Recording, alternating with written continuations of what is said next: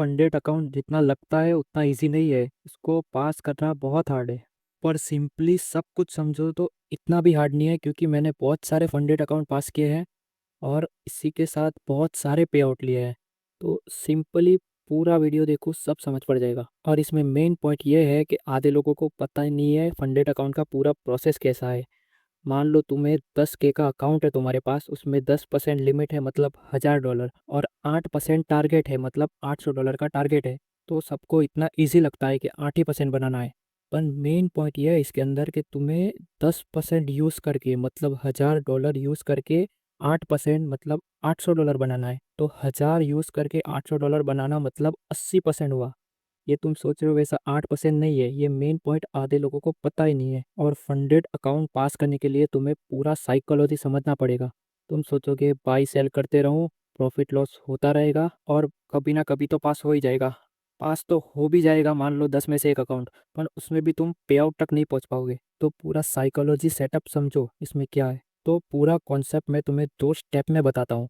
तो पहला स्टेप है, मतलब जो ट्रेडर नंबर 1 है उसके पास मान लो बैकअप में बहुत सारा कैपिटल पड़ा है, फिर वो ज़्यादा फंडेड अकाउंट बाई कर सकता है उसको यूज़ करके। और ये स्टेप मैं खुद फॉलो करता हूँ। इसके अंदर तुम्हें हाई रिस्क लेना पड़ेगा चैलेंज अकाउंट में, 2 से 4% रिस्क करना पड़ेगा, और लो रिवॉर्ड करना पड़ेगा, मतलब 1:1 बुक करना पड़ेगा या 1:1.5, जिससे तुम्हारा विन रेट ज़्यादा होगा। मतलब तुम 10 ट्रेड लोगे तो तुम्हारा 7 से 8 ट्रेड विन में जाएगा। और ये स्टेप यूज़ करोगे तो तुम्हें, मान लो थोड़ा टाइम हो चुका है ट्रेड करते हुए फंडेड अकाउंट में, तो तुम 4 अकाउंट भी लोगे तो 1 से 2 अकाउंट तो 100% पास हो ही जाएगा, ये स्टेप फॉलो करोगे तो। और इस स्टेप में सबसे मेन चीज़ है, जो तुम्हारा स्टार्टिंग में अकाउंट होगा मतलब नो लॉस नो प्रॉफिट में, तो जो भी पहला ट्रेड होगा उसमें लो रिस्क करना है, मतलब 1 से 1.5% के आसपास रिस्क करना है।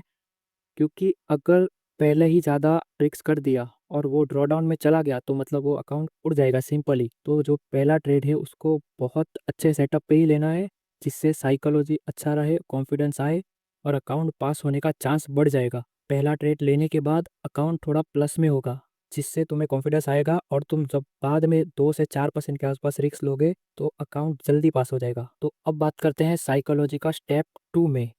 जो मान लो एक ट्रेडर है जिसके पास बैकअप में कैपिटल है ही नहीं और मतलब बहुत ही कम है, तो उसका तो पे आउट आने का चांस, फंडेड अकाउंट का पास होने का चांस बहुत ही कम है। मतलब तुम्हें बैकअप चाहिए ही पीछे। और अगर जो गलती से तुम न्यू ट्रेडर हो, न्यू हो फंडेड अकाउंट में, तो 5-10 अकाउंट तो पक्का ही लॉस होने वाला है। तो पहले से ही ध्यान रखना ये। तो इसमें सिंपली तुम्हें आधे परसेंट से लेके 1% रिस्क पर ट्रेड में करना पड़ेगा, क्योंकि तुम्हें पता है कि तुम्हारे पास कैपिटल नहीं है बैकअप में, तो तुम्हें अकाउंट ड्रॉडाउन में जाने से बचना होगा। तो तुम्हें कम रिस्क करना है, पर तुम्हें अकाउंट पास करने में ज़्यादा टाइम लगेगा। तब तक जब तक अकाउंट पास हो तब तक कोई अदर इनकम सोर्स बिल्ड करना पड़ेगा, क्योंकि बैकअप के बिना फंडेड अकाउंट में लगातार पे आउट लाना इम्पॉसिबल है। और बाई चांस गलती से भी एक अकाउंट पास हो गया, आगे जाके ब्लो होने ही वाला है। इसलिए बैकअप में कैपिटल चाहिए, जिससे साइकोलॉजी तुम्हारा ठीक हो, माइंडसेट भी। और मेन सबसे पॉइंट है, जो लोग के पास बैकअप भी अच्छा है, कैपिटल भी बैकअप में है, फिर भी वो 1 से 1.5% या आधे परसेंट रिस्क कर रहे हैं और महीने महीने तक अकाउंट पास करने में लगा रहे हैं, तो तुम्हारा 1-2 दिन जब लॉस होगा तो तुम्हारा पूरा अकाउंट ही उड़ जाएगा, और तुम्हारे जो 1 महीने की मेहनत है पीछे की वो भी चले जाएगी। इससे अच्छा हाई रिस्क करो, या तो अकाउंट पास हो जाएगा या तो अकाउंट ब्लो हो जाएगा। क्योंकि तुम्हारे पास बैकअप में कैपिटल है तो तुम 10 से 20 अकाउंट सेम साइज के खरीद सकते हो। तो इसी के साथ सायोनारा। और जो भी प्रॉब्लम हो रहा होगा वो कमेंट कर दो, उस पर भी वीडियो आ जाएगी।